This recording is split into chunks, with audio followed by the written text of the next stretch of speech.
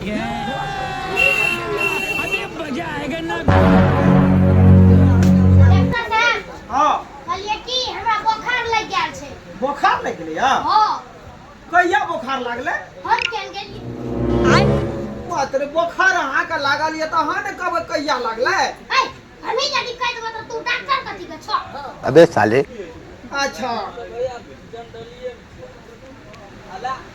ए एटा की cheque करे छ हमरा बच्चा त देखे से चेक करे छ।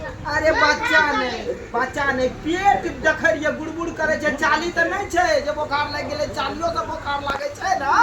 चाली नहीं छै हमरा खाली बुखार त लागे छै ओकर दवाई दह। अच्छा दवाई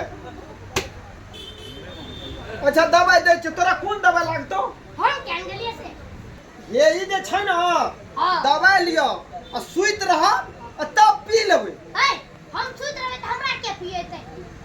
अरे तोरी के माने सुतै से पहले पियाब यो। ए तू कोन डॉक्टर छ ऑपरेशन तू केना करे छ उल्टा फुल्टा ऑपरेशन करे छ। आ गूगल से सर्च क्या के ऑपरेशन करे छियै। हुआ से हां पढ़ला लिखला के तू बकरी के डॉक्टर छ।